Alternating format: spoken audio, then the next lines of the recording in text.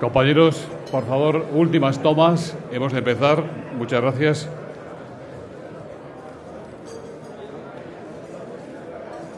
Excelentísimas e ilustrísimas autoridades, señoras y señores, como presidente de Nueva Economía Forum, tengo el placer de darles de nuevo la bienvenida al Fórum Europa, la tribuna política que organizamos con la colaboración de BT, Asisa y Red Eléctrica de España. Hoy tenemos el gran honor de recibir a doña Leire Pagín, a quien va a presentar, y esta también es una especial satisfacción, don José Blanco. La tribuna es suya.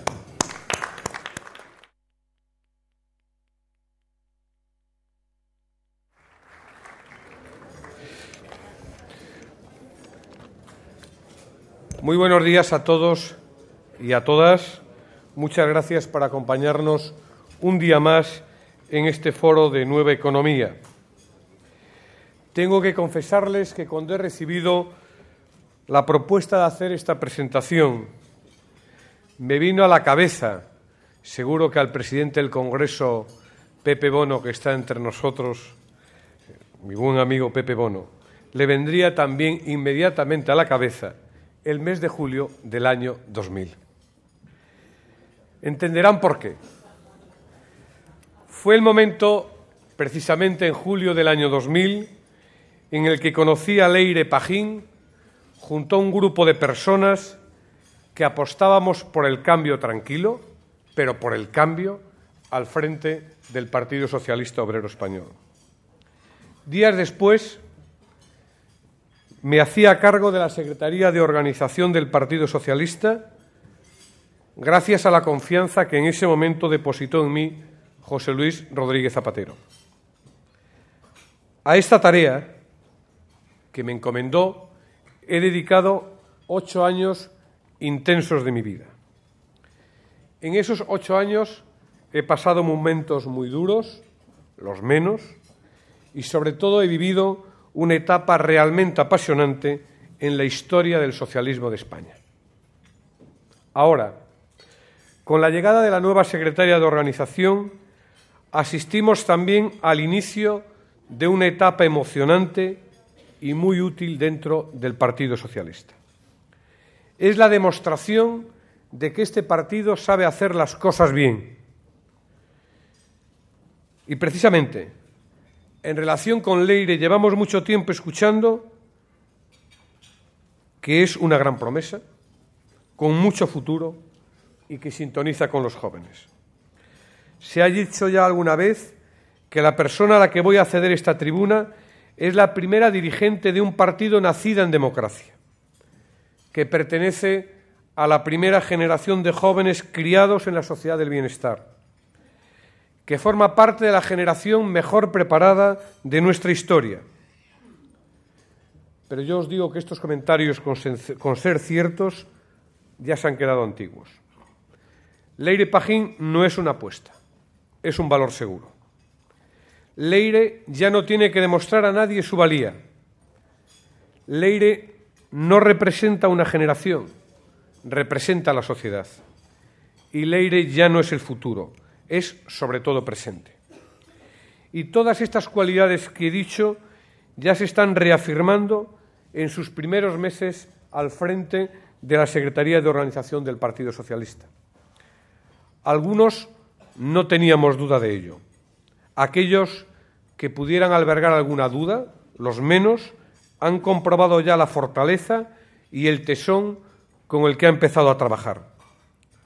Su elección como secretaria de Organización es la consecuencia natural de la forma de entender la política en el Partido Socialista. Hay partidos que se renuevan para que nada cambie y hay partidos que sin cambio no serían lo mismo. El Partido Popular decidió cambiar algunos actores secundarios, pero mantuvo al mismo director y al mismo guión. Por eso nos parece que están repitiendo la misma película de la legislatura pasada. Cada día estamos viendo con mayor claridad que Mariano se parece más que nunca a Rajoy. Entiendo que para los conservadores sea difícil cambiar. Entiendo que les cuesta asimilar el progreso de la sociedad, pero si no cambian de verdad, los ciudadanos les enseñarán de nuevo el verdadero camino de la renovación. Para nosotros, el cambio forma parte de nuestra esencia y por eso la dirección política del Partido Socialista la compone gente diversa y representativa de distintas generaciones. Precisamente por eso también somos el partido que más se parece a España, porque evolucionamos al mismo ritmo que cambia la sociedad española. Y hoy, cuando los valores de la socialdemocracia son más necesarios que nunca, también necesitamos más que nunca un partido fuerte, un partido que siga latiendo al ritmo de la sociedad. Y por eso necesitamos a gente como Leire Pagín, alguien que pese a su juventud supo darse cuenta y supo decirnos muchas veces, y lo sigue manifestando, que otro mundo era posible. Ahora, que parece que casi todos tienen claro que el modelo neoliberal ha fracasado, debemos decirles a esos fundamentalistas que tanto defendieron ese modelo, a todas luces frustrado, que contamos con los mejores equipos para dar respuesta a una economía de mercado más regulada, con más supervisión, con más transparencia y, por tanto, con menos abuso. Para ello, Leire aporta a este equipo su interesante visión política, su gran capacidad de trabajo y, sobre todo, unos principios muy arraigados que tan fundamentales son en la política. Por todo ello, Leire no necesita ningún consejo. Pero si me permites una sola recomendación, te diré, sigue siendo tú misma. Esa es tu gran valor.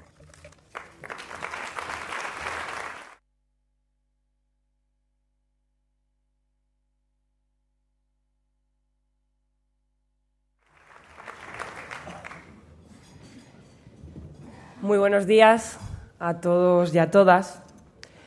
Muchísimas gracias, Pepe, por tus palabras.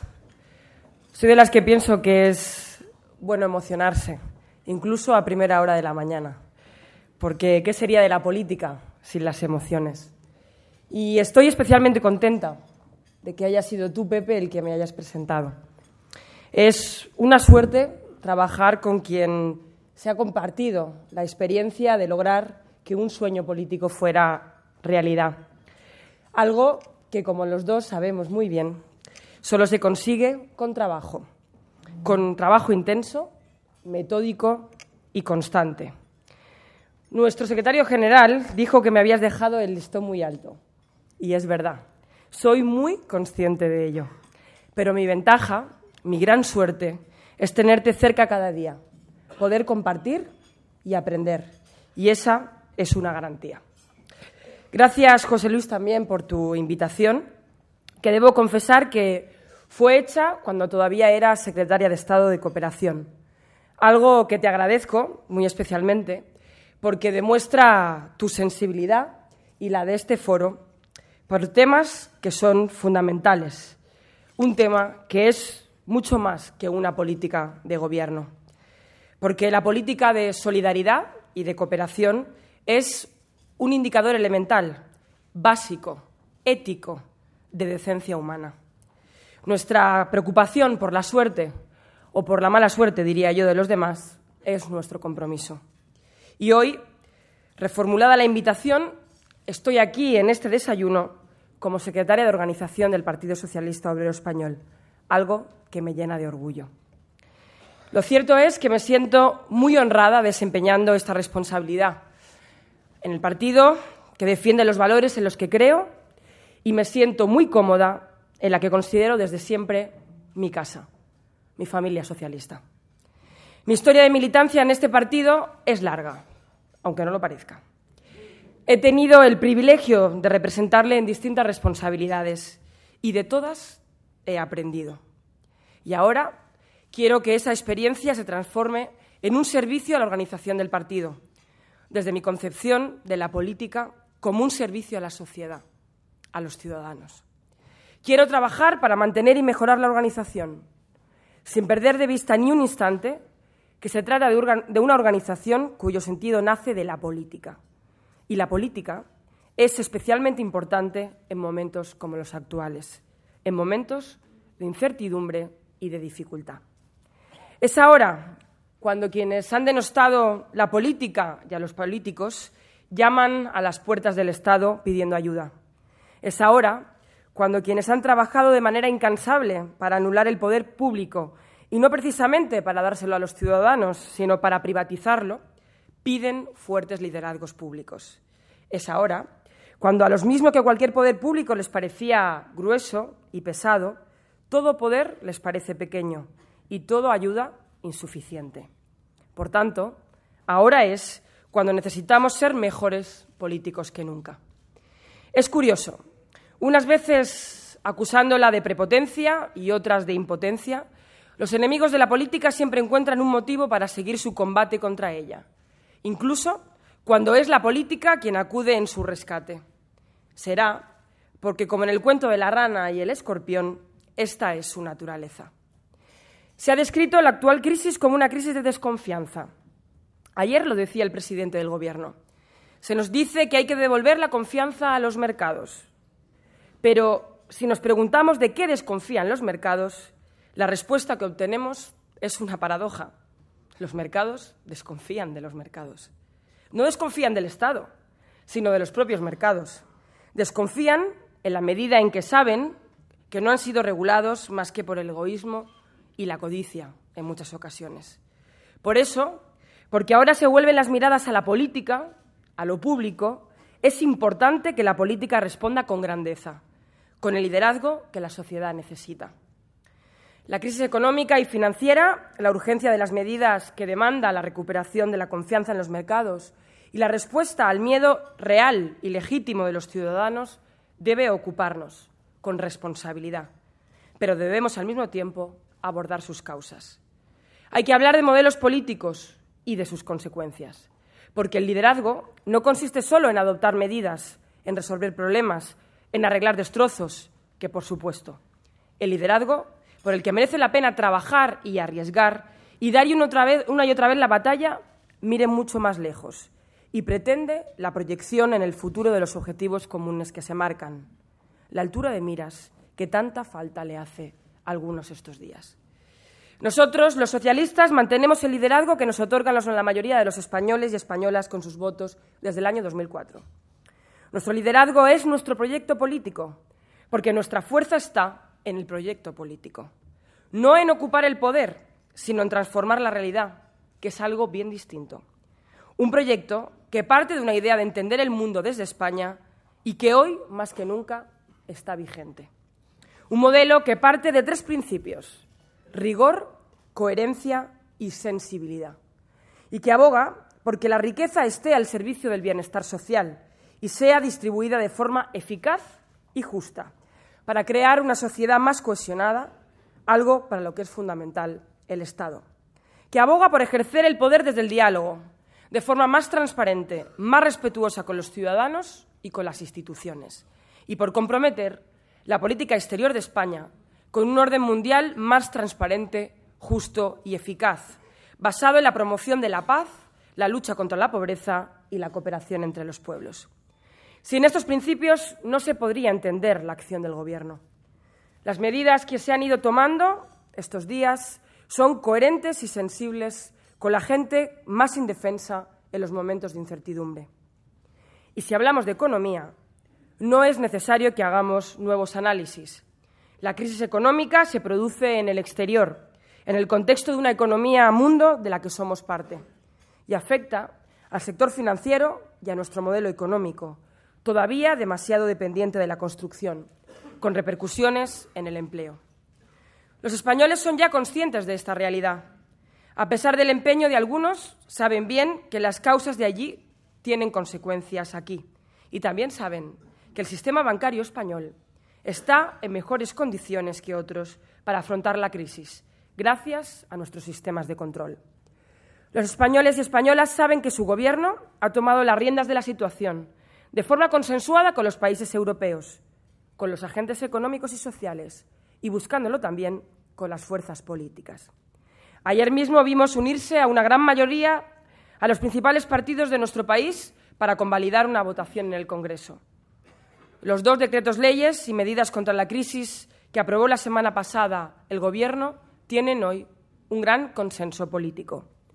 Medidas concretas para resolver las consecuencias de la crisis bancaria, que es fruto de un modelo económico muy determinado, del que ahora contemplamos su fracaso.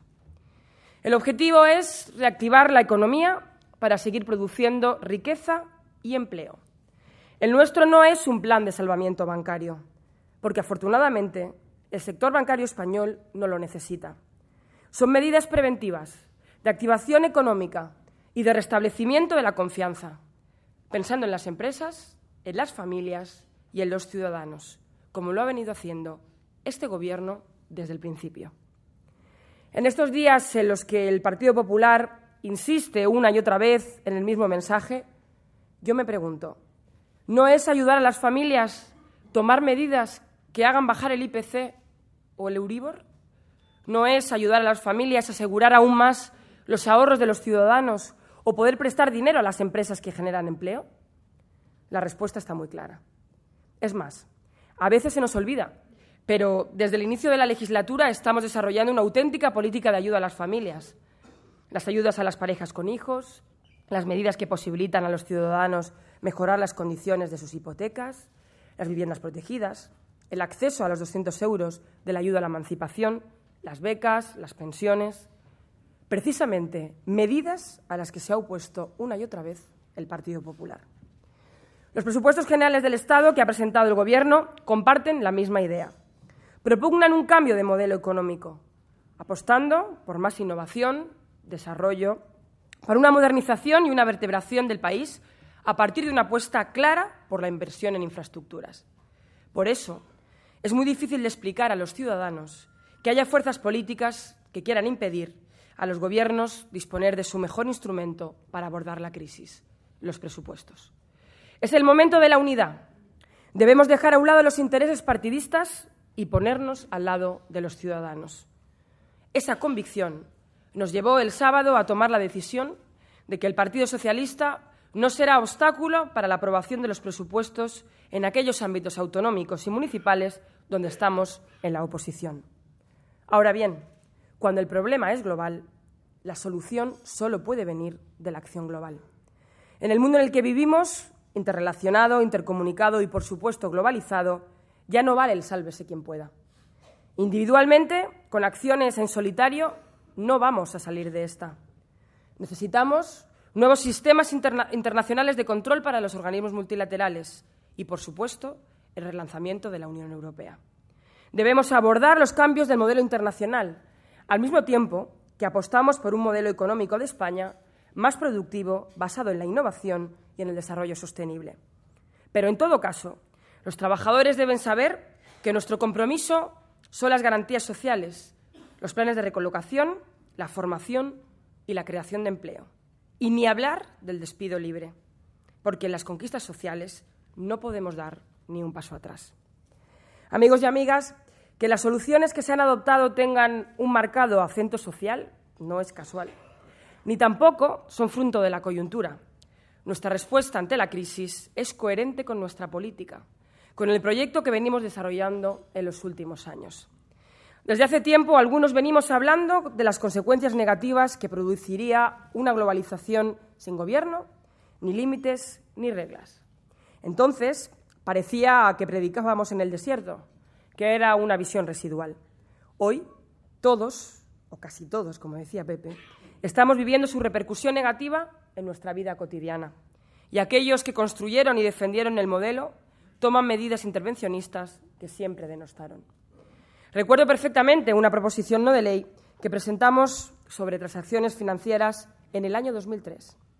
Entonces éramos oposición, pero ya decíamos que la globalización económica, que permitía grandes fortunas especulativas, no tenía suficientes controles y estaba acampando a sus anchas. Se estaba construyendo una globalización económica que además de dejar en la cuneta a millones de personas, no iba acompañada de una globalización política, de reglas del juego comunes, de mínimos derechos garantizados para todos por igual, de mecanismos de transparencia, de control. El modelo neoliberal, que hasta hoy se ha dado por bueno y que solo cuestionaba a la izquierda, ha hecho crack delante de nuestras narices. Los mismos que decían entonces que había que enfrentar los nuevos retos de la globalización desde la acción coordinada y concertada, incluyendo las relaciones norte-sur, somos los que hoy decimos que es el momento de la política global. La crisis nos ha demostrado dos modelos económicos, uno neoliberal, en el que la rentabilidad está por encima de todo, en beneficio de solo unos pocos, pero con riesgo de contaminación para todos, y un modelo que debería estar aprendiendo una dura lección de la calle. Solo no se llega a ningún sitio, solo no se sale del agujero. Sin embargo, hay un modelo diferente, progresista, que debe emerger con más nitidez que nunca. Un modelo de responsabilidad económica de la globalización, capaz de crear estructuras políticas nuevas a escala planetaria, que democratice, si me permiten la expresión, y haga más transparente el sistema económico y la distribución de sus beneficios. Un modelo responsable con la gestión económica y que, además de ser más justo, sea más eficaz. Estos días hemos visto a líderes progresistas mundiales cuestionarse las reglas y la eficacia de las organizaciones financieras internacionales. Soy de las que pienso que debemos profundizar, debemos ir más allá, revisar quizás también otros sistemas y otras consecuencias de la falta de control financiero que puedan estar permitiendo, por ejemplo, el flujo de actividades ilícitas. En cualquier caso, una cosa está muy clara. Esta crisis ha cambiado el mundo. Por lo tanto, no podemos permitir que cuando vuelva el ciclo económico alcista nos olvidemos de lo que ha pasado. Hay que ponerse manos a la obra para cambiar el sistema. Y para ello necesitamos urgentemente relanzar un instrumento esencial, clave en el desarrollo que hemos vivido estos años y que está infrautilizado por falta justamente a veces de liderazgo, de compromiso social. Europa. Europa es mucho más que una unión económica y financiera. El único camino, tanto en la economía global como en la política global, es la acción coordinada, unánime y fuerte para respaldar el sistema financiero, para garantizar el funcionamiento de la economía, la salud de las empresas, el mantenimiento de los empleos y el ahorro de los ciudadanos. Después de la crisis de la Constitución Europea, hay que recuperar el liderazgo de la Unión y el Gobierno español está en disposición de hacerlo. De hecho, en estos momentos ha promovido las medidas comunes adoptadas en Europa. Ha sido leal, proponiendo en los foros europeos soluciones concertadas. Lo que necesitamos no es solo una mejor unión económica, que nos ha manifestado ya sus límites.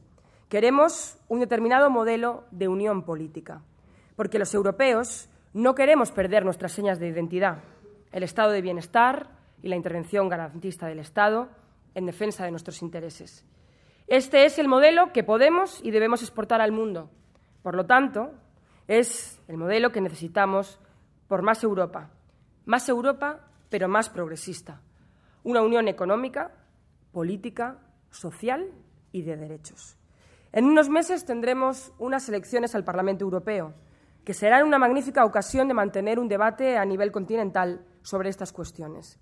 Un debate que debería permitir visualizar qué fuerzas políticas apuestan por una Europa reforzada políticamente, con herramientas más eficaces para regular e impulsar nuestro desarrollo económico y social, y cuáles hablan de Europa con la boca pequeña porque prefieren una unión anémica en lo político y en lo social y, por tanto, irrelevante en lo económico como gran potencia mundial.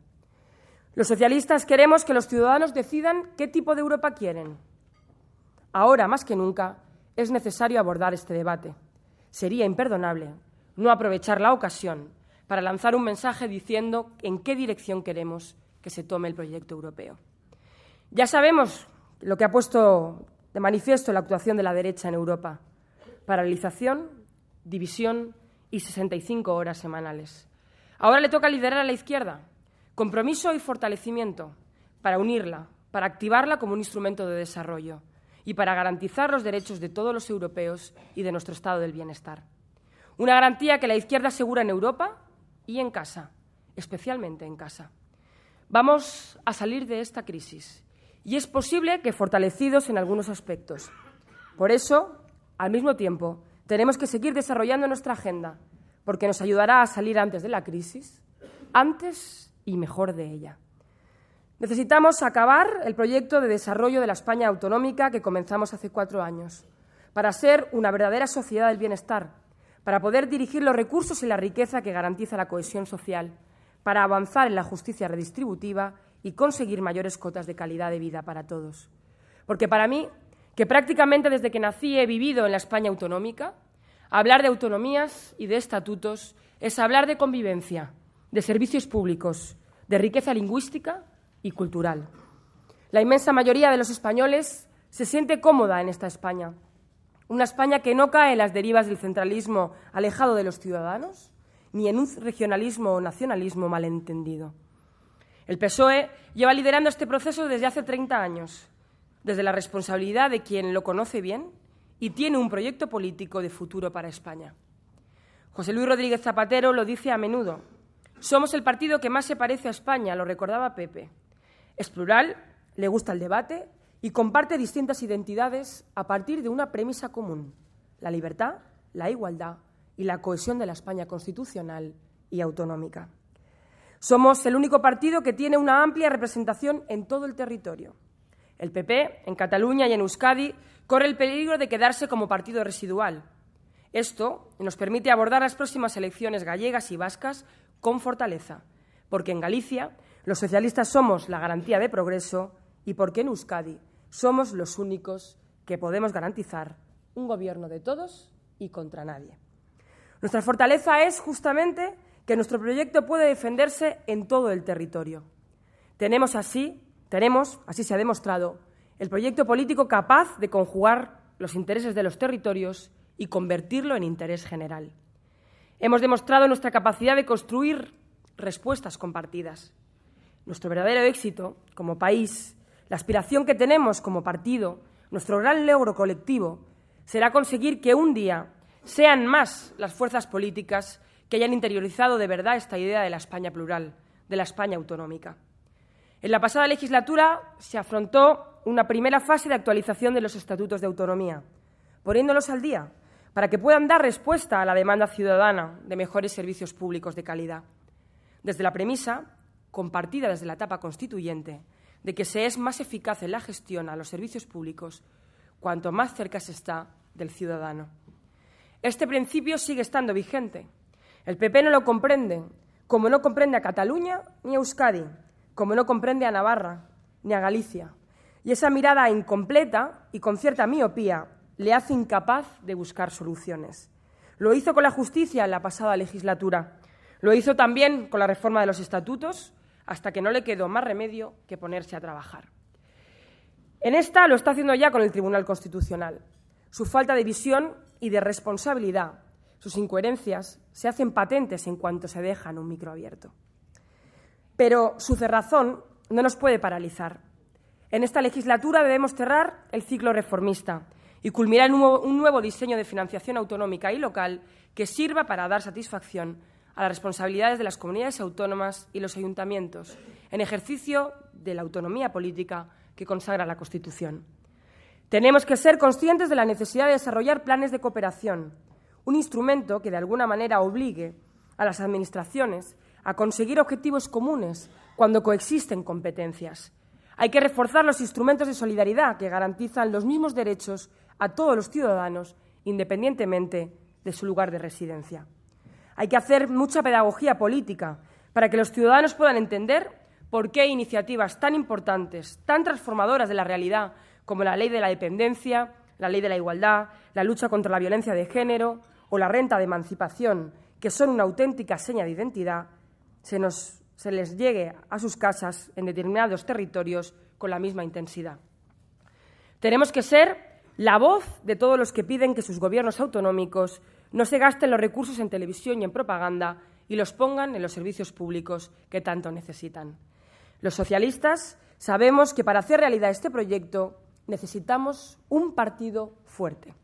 Ahora bien, no queremos un partido para ganar, queremos ganar porque tenemos un proyecto sólido, un partido unido, fuerte en su diversidad, activo socialmente y comprometido con los ciudadanos.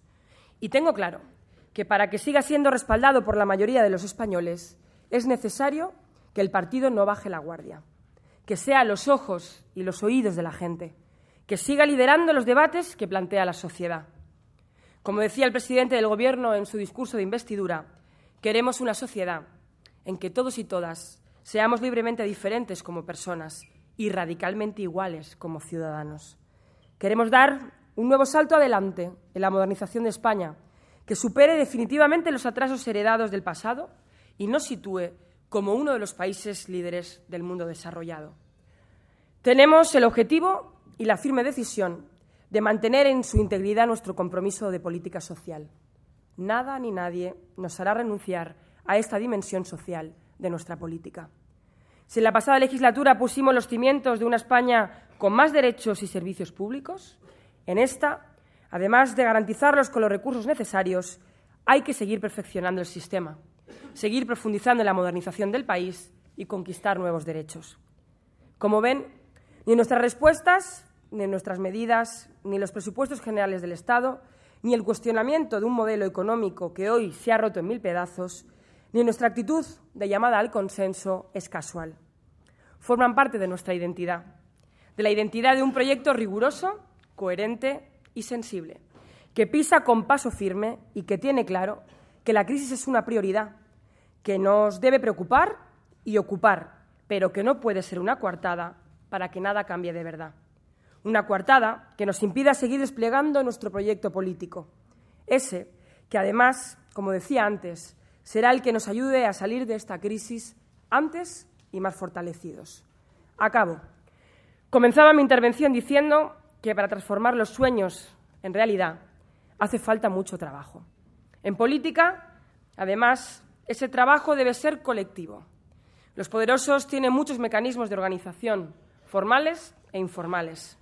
En un tiempo en el que se ha reducido y privatizado el espacio público, en el que el centro comercial ha sustituido a la plaza y al parque como lugares de encuentro de los ciudadanos de a pie, los poderosos disponen de muchos espacios para encontrarse y deliberar por sus intereses. Tampoco les faltan medios de ningún tipo para llevar a la práctica sus acuerdos. Pero la izquierda también tiene sus propios espacios de organización social y de debate público, que hoy ya no son solo las fábricas, los talleres y las universidades. No podemos ni queremos renunciar a ocupar también otros espacios, como los de la sociedad del conocimiento, los de la economía y, por supuesto, los de la política con mayúsculas, los de la ideología. Debemos ampliar los espacios públicos de deliberación y decisión democráticos porque ningún destino está escrito y por eso es imprescindible la política. Al final, de eso se trata, de lograr que el bienestar y la libertad lleguen al mayor número de personas posible, a todos y a todas. No es fácil, pero es posible. Y como es posible, estamos obligados a hacerlo. Muchas gracias.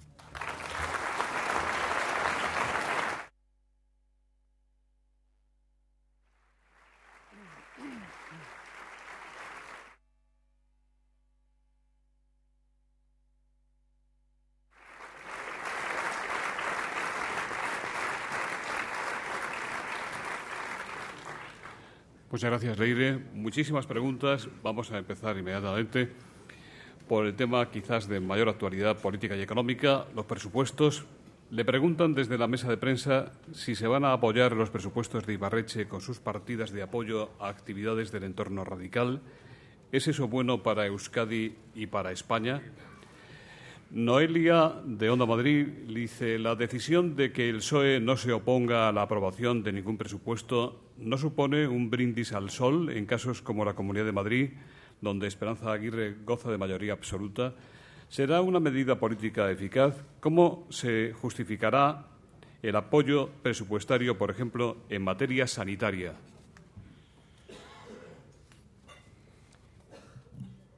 Bueno, estamos hablando de un acuerdo que el Partido Socialista ha tomado por unanimidad, por responsabilidad, porque entendemos que en estos momentos difíciles de emergencia económica internacional y en nuestro país es el momento de la unidad, de la colaboración entre todos y todas, entre gobiernos, sindicatos y patronal, entre gobiernos, comunidades autónomas y ayuntamientos, y también la unidad entre fuerzas políticas. Es el momento de dejar a un lado los debates partidistas y ponernos al lado de los ciudadanos, que son quienes están esperando que actuemos de forma concertada. Por tanto, es una decisión de responsabilidad. Una decisión que no implica apoyar el fondo de los presupuestos que van a presentar las distintas comunidades autónomas. En el caso de la Comunidad Autónoma de Madrid, no compartimos muchas cosas. Ni el despilfarro en la televisión pública, ni la falta de apoyo a los servicios públicos, especialmente a la sanidad y a la educación. Y lo vamos a seguir manifestando. Pero este acuerdo nos va a permitir que el secretario general de Madrid, que su portavoz, puedan decirle a Esperanza Aguirre cuáles son nuestras propuestas para llegar a un acuerdo e intenten llegar a un acuerdo. Pero si no es así, no seremos un obstáculo para su aprobación. ¿Eso quiere decir que compartiremos los presupuestos de Madrid? En absoluto. Seguiremos siendo críticos con aquello que creemos que no se hace bien, pero no seremos un impedimento para su aprobación, porque en este momento entendemos que los presupuestos son la mejor herramienta que tiene cualquier gobierno para afrontar la crisis. Y como lo decimos desde el Gobierno, también lo hacemos coherentemente desde la oposición. Mucho más en Euskadi, donde va a haber partidas que no compartimos. Y esas partidas no las apoyaremos. Haremos enmiendas para cambiar de forma radical unos presupuestos que no compartimos. Pero tampoco seremos un impedimento para que el Gobierno vasco pueda afrontar la crisis con su principal instrumento. Usted dijo ayer que el PSOE estudiará las propuestas fiscales del PP. ¿De verdad, hasta dónde están dispuestos los socialistas a llegar en la reforma de los impuestos? ¿Bajar el tipo de sociedades, aumentar las deducciones y exenciones, bajar el de la renta? Y hablando de impuestos, ¿qué le parece que Gallardón quiera ahora reimplantar la tasa de basuras en Madrid?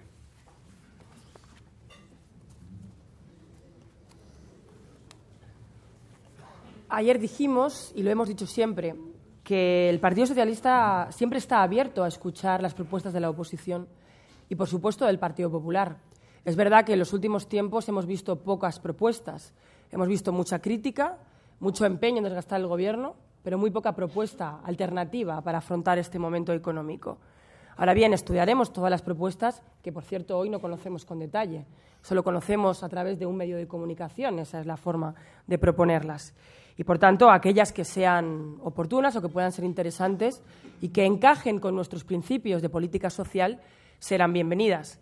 Ahora bien, yo ayer también añadí que, en términos generales, así lo ha demostrado siempre desde la historia reciente, todas las propuestas de reforma fiscal del Partido Popular, todas, han beneficiado siempre a los que más tienen y han perjudicado siempre a los que menos tienen. Ahí hay una diferencia sustancial de política entre unos y otros que sigue manifestándose. Pero además yo quiero recordar que quien ha hecho una reforma fiscal para ayudar realmente a los trabajadores y a las clases medias ha sido este Gobierno, que en la pasada legislatura ha tomado medidas precisamente encaminadas a que paguen menos los que menos tienen y a que paguen más los que más tienen. Y, de hecho, los propios presupuestos generales del Estado del 2009, que Rajoy tiene una maravillosa oportunidad para aprobar si fuera responsable, contemplan más de 6.000 millones de euros en ayudas fiscales, por ejemplo, ampliadas por el Gobierno para el acceso a la vivienda. Todas esas medidas son las que parece que el señor Rajoy no va a apoyar. Y respecto al alcalde de Madrid, no me sorprende que una vez más falte a su palabra, a esa palabra de bajar los impuestos y de, al final, acabar subiéndolos cuando más necesitan los ciudadanos de la política. El señor Gallardón en los últimos tiempos nos ha demostrado algo muy claro. Pide más financiación al Gobierno central, se supone que para servir a los ciudadanos, pero lo cierto es que es el ayuntamiento que más despilfarra en recursos en lo que se refiere a sus asesores y en lo que se refiere a su gasto corriente. Ayer los compañeros del Grupo Municipal Socialista hicieron de nuevo un acto de coherencia. Le pidieron al señor Gallardón que en estos momentos de crisis económica no aplique el acuerdo, que por cierto nosotros no votamos a favor, de aumento del 11% del sueldo de los concejales y del alcalde, porque entendemos que en estos momentos, igual que los ciudadanos se aprietan el cinturón, los políticos también tenemos que apretarnos el cinturón. Ya veremos qué hace el señor Gallardón. Un alcalde que ha demostrado que le importa poco la ciudad, que le importan poco los madrileños, que solo le importa su futuro político y, sobre todo, que endeuda una y otra vez el ayuntamiento para su beneficio personal y no para los beneficios de los madrileños. Rodrigo Martín, de Hispanidad.com, le pregunta, ¿cree que las empresas, especialmente las que se van a beneficiar del plan de rescate, deberían congelar o aplicar subidas menores a los salarios de sus altos directivos y consejeros, como ha hecho el Gobierno con sus ministros?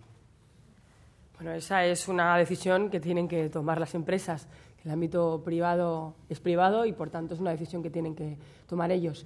La responsabilidad del Gobierno es garantizar su viabilidad, garantizar que tengan liquidez para poder seguir generando empleo y poder seguir desarrollando su tarea económica. Y eso es lo que ha hecho el Gobierno. Por eso me sorprende cuando el Partido Popular dice una y otra vez que las medidas del Gobierno no son para los ciudadanos. Y yo me pregunto si no es para los ciudadanos que las empresas puedan seguir ejerciendo su tarea económica y creando empleo, y si no es para los ciudadanos que puedan sentirse tranquilos con sus ahorros. Esa es la responsabilidad del Gobierno y esa es la que va a seguir ejerciendo. Ángel Garay, de Ausbank, dice: el sistema financiero español era el sistema más sólido del mundo y ha obtenido beneficios espectaculares durante una década. ¿Cómo se justifica que seamos los ciudadanos quienes les aportemos ahora un fondo de 150.000 millones de euros? ¿Cómo se explica esto desde la socialdemocracia? Montaño dice: ¿quién y cómo se controla al controlador? Y Luis Suárez, presidente del Colegio Oficial de Geólogos, le pregunta si cree usted que habrá de refundarse un nuevo orden económico mundial, reformando el FMI, el Banco Mundial y otras organizaciones económicas internacionales. Bueno, esta reflexión es una reflexión que hemos escuchado estos días y que no deja de ser paradójica. Porque si alguien ha sido coherente es un gobiernos europeos, que siempre nos hemos manifestado precisamente por el control, que siempre nos hemos manifestado por la intervención del Estado para distribuir la riqueza y, por tanto, para garantizar la igualdad de derechos. Y en este momento lo que estamos haciendo es adoptar medidas que, por cierto, los ciudadanos no dan. Los ciudadanos, en todo caso, el Gobierno presta, pero que va a recuperar, porque quiero recordar que no le va a costar ni un euro a los ciudadanos estas medidas, esto lo quiero subrayar una vez más, precisamente para fortalecer el sistema financiero que presta dinero a los ciudadanos. Por tanto, estamos hablando de medidas económicas que repercuten directamente en nuestra economía y en los ciudadanos. Ese es el matiz y la diferencia que me parece importante.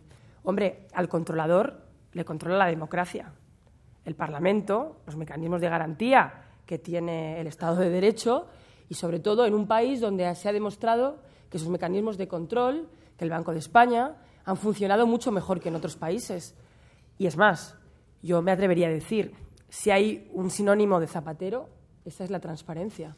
Porque este es el Gobierno que ha demostrado ser más transparente que ningún otro en sus medidas, ha dado la cara en el Parlamento una y otra vez cuando ha explicado sus políticas y, lo que es más importante, ha fijado más mecanismos de control y de transparencia que ningún otro.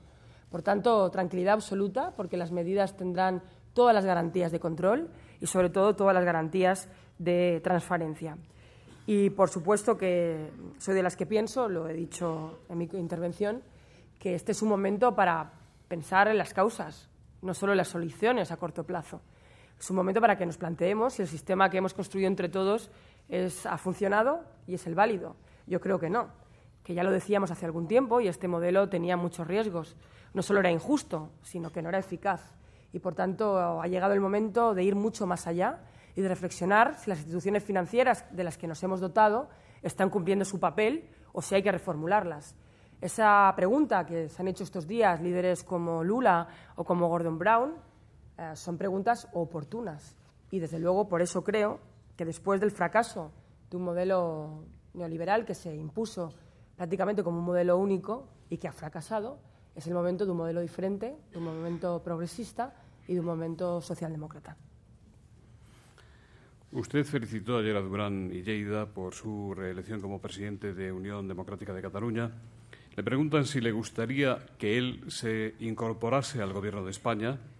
El presidente de CiU, hace unos días, precisamente en este mismo foro, rechazó de plano esta posibilidad y le pregunta si cree usted que Duran está dispuesto, a una costa de romper la coalición con Convergencia, a entrar en el Gobierno de Zapatero. Aproveche hoy, le invitan, si quiere, para animar a Antoni. Está bien esa invitación.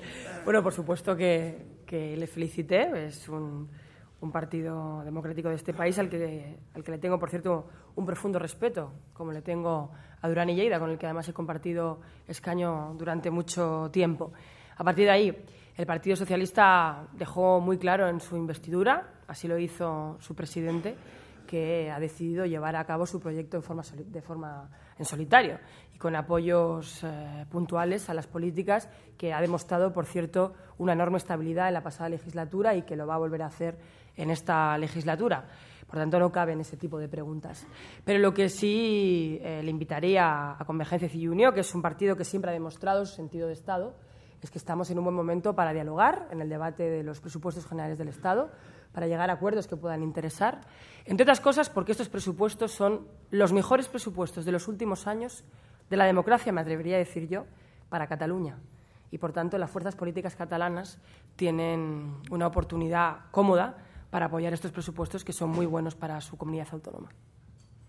José María Brunet, de La Vanguardia, le pregunta si teme usted que una sentencia del Tribunal Constitucional que rebaje el estatut cambie el modelo de relaciones entre el PSOE y el PSC. ¿Podrían llegar a tener una crisis similar a la del PP con UPN? Espere, que hay otra segunda. Bueno, vamos por partes. Sí. En primer lugar, la sentencia del Tribunal Constitucional le corresponde al Tribunal Constitucional y cuando se pronuncie, pues veremos cuál es su planteamiento. Pero, desde luego, lo que le puedo asegurar es que el estatuto que se aprobó en el Parlamento se aprobó, y así lo trabajamos siempre desde el Partido Socialista, con garantías constitucionales. Siempre hemos pensado que era el mejor estatuto para Cataluña y que era constitucional. Esperemos la sentencia, de la que, por cierto, no tenemos, por otro lado, ningún temor, pero, insisto, no vamos a prejuzgar ahora lo que el Tribunal Constitucional va a decir.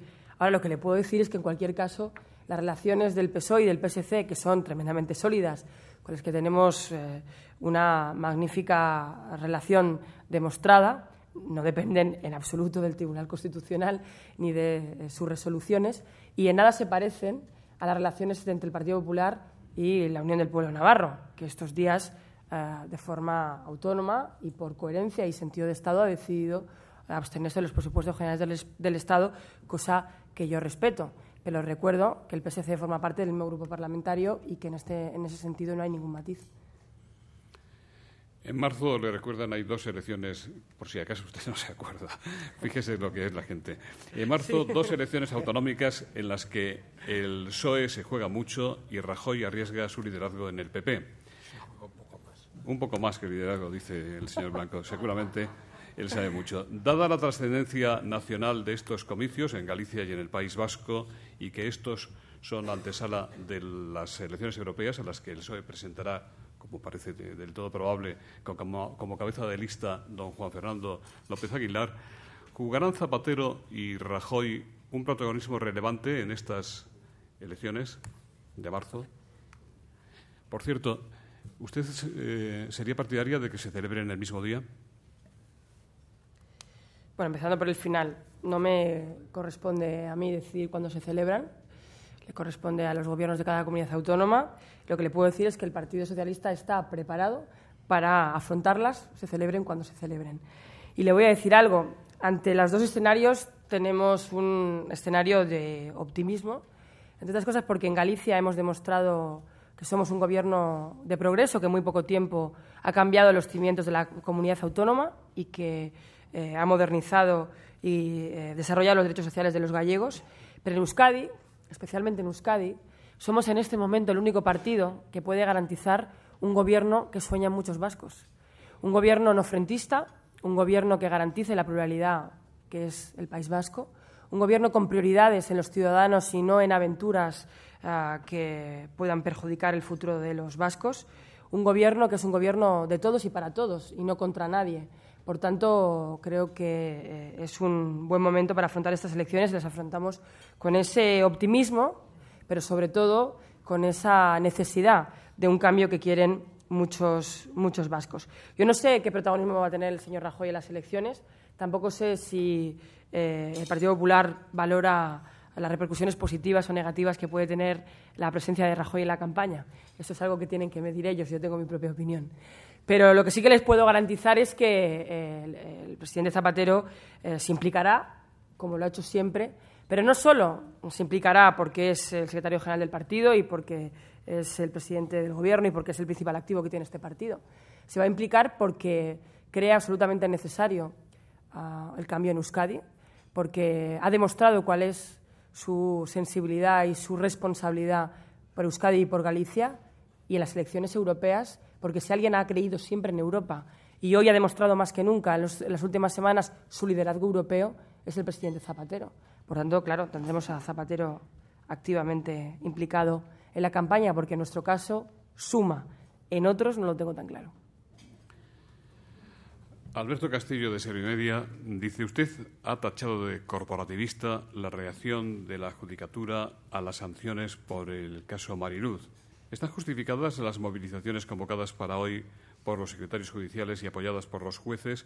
José María Salgado le pregunta si no le parece que los ciudadanos perciben que estamos ante una reacción del sistema judicial para amparar al juez tirado. Y José María Brunet dice: ¿el paro de los jueces es una postura corporativa o una respuesta legítima a la falta de medios y a las injerencias políticas? Vamos también por partes porque hay demasiados temas en una misma reflexión. Bueno, lo primero que tengo que manifestar es mi respeto por quien se moviliza y por quien ejerce su derecho a la huelga, que tantos años costó, por cierto, en este país conseguir. A partir de ahí le diré que, hombre, hay muchos ciudadanos que piensan, como yo lo pienso, que nadie puede ser intocable cuando comete un grave error. Y, por tanto, cuando una secretaria judicial ha cometido un error que consideramos grave, debe tener una sanción que en este caso ha aplicado el Gobierno, porque es a quien le corresponde, y que a mí me parece absolutamente proporcionada, porque no podemos dejar de sancionar aquello que no se ha hecho bien, especialmente en un tema tan grave como este. Como los españoles tampoco vieron bien que al juez tirado se le pusiera una multa desproporcionada cuando estamos hablando de un error muy grave. Y, por tanto, los ciudadanos entienden perfectamente y piden a los jueces, el Gobierno de los jueces, que en este caso es a quien le corresponde poner la sanción al juez, que actúe de forma proporcionada al error que se cometió. Yo quiero recordar qué error se cometió. Estamos hablando de no haber ejecutado una sentencia que dejó en libertad a un individuo que acabó matando a una niña. Lo digo porque a veces se nos olvida. A partir de ahí, hay más causas, más razones por las que se han puesto en huelga. Una de ellas, la reforma de las leyes procesales, que fue una reforma que el Gobierno socialista quiso llevar adelante en la pasada legislatura y que no pudo precisamente por la oposición del Partido Popular. Por tanto, yo llamaría a la reflexión del Partido Popular para que en esta podamos apoyarlos. Y también manifestaré, lo he dicho en mi conferencia, que en esta legislatura hay que seguir apostando por el fortalecimiento de la justicia, por sus recursos y por su modernización, porque el Partido Socialista siempre ha sido un firme defensor de que la justicia sirva a los ciudadanos con garantías, y en ese sentido tenemos que seguir trabajando para ello, a pesar del empeño y del obstruccionismo que el Partido Popular, en todo lo que se refiere al sistema judicial, ha venido desarrollando en los últimos tiempos. Al PSOE y al Gobierno se le acumulan los problemas. Además del económico, ustedes tienen, dice quien pregunta, abiertos los frentes del agua, de la huelga de justicia, de las movilizaciones de asociaciones de guardias civiles. Respecto de esto último, le preguntan, ¿están dispuestos a atender en el PSOE y en el Gobierno las reivindicaciones de la Policía Nacional y de la Guardia Civil de que se equiparen sus condiciones a las de las policías autonómicas? Hombre, a quien se le ha abierto un frente en el agua es el Partido Popular, que ha tenido fugas de votos. El Partido Socialista no ha tenido ni una sola fuga de votos. Por tanto, yo creo que hay que hacer un análisis de la realidad más ajustado. Pero respecto a las manifestaciones de los guardias civiles, que es un tema bien importante, yo quiero hoy aprovechar, lo hice ayer, pero quiero aprovechar hoy esta oportunidad para subrayar algo en lo que creo profundamente, que es la extraordinaria sensibilidad que este Gobierno y especialmente el ministro del Interior ha manifestado por los derechos y por las condiciones laborales de la Guardia Civil y de la Policía Nacional. porque es este Gobierno el que ha aumentado sus retribuciones, el que ha iniciado un camino en esta legislatura para aumentar las retribuciones de los fuerzas y cuerpos de seguridad del Estado, quien ha apostado por reponer las plantillas. Incluso este año de crisis económica vamos a reponer el 100%. Y, por tanto, ahí están los hechos. Es el Gobierno que reformó leyes en la pasada legislatura que, por primera vez, garantizaban deberes, pero también derechos a la Guardia Civil, una reivindicación histórica. Y es el Gobierno que más ha apoyado a las fuerzas y cuerpos de seguridad del Estado. Y lo va a seguir haciendo. El propio ministro del Interior ha pedido comparecer en el Parlamento a petición propia para explicar estas condiciones y ha tendido la mano para seguir dialogando con los representantes. Pero, insisto, los hechos están ahí. Y esta legislatura es la legislatura, precisamente, del aumento de retribuciones y de apoyo firme y real, con ejemplos concretos, no con palabras, a las fuerzas y cuerpos de seguridad del Estado. Por tanto, ahí no hay ninguna duda. Javier Carro, de La Voz de Galicia, le pregunta si debe adoptar España el modelo sanitario que propugnan Ana Pastor y Güemes y qué opina de la crisis en Madrid del nuevo hospital de Puerta de Hierro. Bueno, pues no puedo estar más en desacuerdo con el modelo de Ana Pastor y de Esperanza Aguirre y de Güemes, porque es un modelo que al final lo que busca es privatizar la sanidad y, sobre todo, vulnerar el derecho de los ciudadanos a una sanidad de calidad. Y ese es el experimento que están haciendo con los madrileños y con las madrileñas, que hoy están pagando esa precariedad en el servicio de forma cada vez más alarmante por una privatización del derecho que Esperanza Aguirre está ejerciendo en esta comunidad y que también, por cierto, se está ejerciendo en otras comunidades que gobierna el Partido Popular, como la Comunidad Valenciana. En ese sentido, lo que quiero decirles es que el Partido Socialista tiene muy claro cuál es su modelo. Su apuesta por la sanidad pública es inequívoca y, sobre todo, por la calidad de la sanidad. Pero yo quiero recordar que Esperanza Aguirre empezó la campaña electoral hablando de la calidad de la sanidad, hablando de que todos los madrileños tendrían derecho a una sanidad de calidad y no ha podido incumplir más un compromiso electoral. Por eso ahí vamos a ser absolutamente exigentes, porque entendemos que se están vulnerando derechos fundamentales de los ciudadanos de Madrid. Y el Hospital de Puerta de Hierro, como el de otros muchos, es el ejemplo evidente, palpable y claro de una forma de hacer política basada en la fachada y poco seria con los derechos de los ciudadanos. También Javier Carro le pregunta si cree que la Agencia de Cooperación Internacional ha adoptado un rumbo diferente al que usted marcaba en el Ministerio de Asuntos Exteriores y si afectará la crisis económica a las ayudas al desarrollo en el tercer mundo. Bueno, la Agencia Española de Cooperación Internacional y para el Desarrollo, que esta vez nos costó un cambio profundo del sistema del que me siento muy orgullosa porque en ella trabajó mucha gente, está hoy muy bien gobernada. Tiene presidiéndola una magnífica secretaria de Estado de Cooperación con la que tengo el privilegio de compartir, además de proyectos y de ideas, una maravillosa amistad. Y como os podréis imaginar, estoy muy pendiente de lo que pasa en cooperación porque el compromiso con la cooperación no tiene que ver con una responsabilidad en un momento determinado, tiene que ver con una convicción ciudadana y ética y, por tanto, la sigo muy de cerca y veo con mucha tranquilidad que se están acabando los planes que estaban en marcha, que otros nuevos se están poniendo encima de la mesa y me parece que vamos por muy buen camino. Hay un riesgo serio, una vez más, de que la crisis económica se utilice como excusa para no cumplir los compromisos de la agenda internacional, de la agenda del desarrollo del milenio. Y yo quiero recordar aquí dos cosas. Las consecuencias que estamos teniendo en nuestro mundo, en nuestra sociedad, de la crisis económica, son, desde luego, muy importantes y hay que atenderlas, como está haciendo este Gobierno. Pero las consecuencias que se tienen en el tercer mundo del aumento de los precios, de los alimentos o de la crisis económica son sencillamente letales. Estamos hablando de vidas humanas. Por tanto, soy de las que pienso que en este momento hay que abordar los problemas aquí, pero sin dejar de olvidarnos de los ciudadanos de allí. Y eso es lo que ha hecho este Gobierno.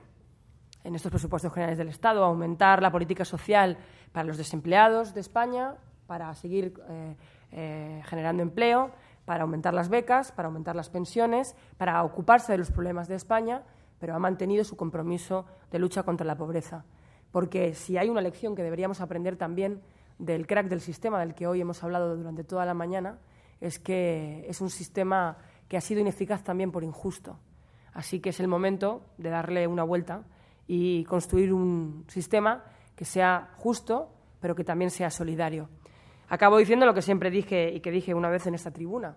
Soy de las que pienso que si no es por convicción, como la de los socialistas, al final acabará siendo por egoísmo, porque las consecuencias que tiene hoy la falta de una política justa en el tercer mundo las estamos viviendo en nuestro primer mundo.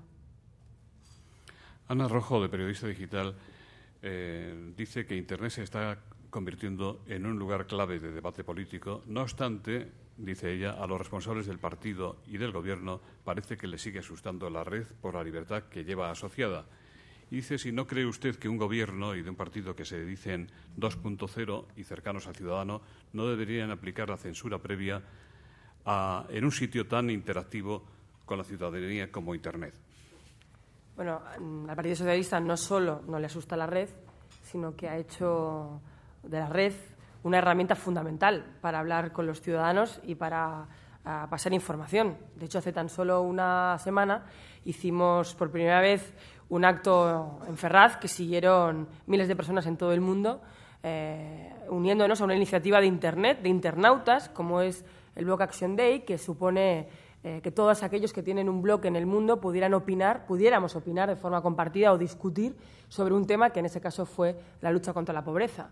Para el Partido Socialista la red es una herramienta esencial, no solo de información, sino también una herramienta de intercambio de opiniones y de acceso a mucha gente a la que no podemos acceder en los métodos convencionales. Por tanto, cortapisas a la libertad, ninguna. Ahora bien, toda herramienta tiene que tener también mecanismos de garantías para que la red no se utilice para tareas ilícitas, como hemos visto tantas veces. Esa es la garantía que hay que poner y eso forma parte también de las garantías de nuestro Estado de Derecho que tienen que practicarse en el momento que se considere oportuno.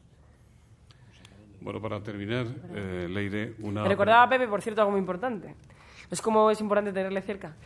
Que a la página web del PSOE le acaban de dar precisamente un premio internacional de mucho prestigio por la transparencia y por su apuesta por la red. Así que creo que es el ejemplo más claro de la falta de miedo que nos da la red al Partido Socialista. Bueno, hemos llegado de finalizar. Lo siento por alguna pregunta que queda sin contestar. Israel García Juez le hace una muy fácil. ¿Qué relación profesional mantienen el señor Blanco y usted? ¿Le consulta las grandes cuestiones? ¿Trata él de saber? ¿Le informa a usted? Bueno, yo creo que quien nos conoce lo sabe bien y quien no nos conoce hoy lo ha visto de forma muy clara. Tenemos una ventaja, no solo compartimos una relación profesional, digamos, excelente. Tenemos la ventaja, además, de compartir planta. Eso ayuda mucho porque nos permite estar todo el día compartiendo decisiones, intercambiando opiniones, sino que además compartimos una muy buena relación personal. Somos amigos desde hace mucho tiempo y eso ayuda. Así que para quien quiera encontrar aquí alguna noticia, pues lo sentimos porque no news. Bueno, pues para finalizar y despedir este acto, don Jacinto Cabestany, en nombre de los patrocinadores. Muchas gracias, Leire, en nombre de Asisa, Red Eléctrica y BT, por atender a este acto. Como bien has dicho, si esta crisis sirve para reforzar el concepto de Europa y sus valores, estoy seguro que entre todos ayudaremos a crear un mundo mejor y te deseamos mucha suerte y acierto en tu nuevo cometido.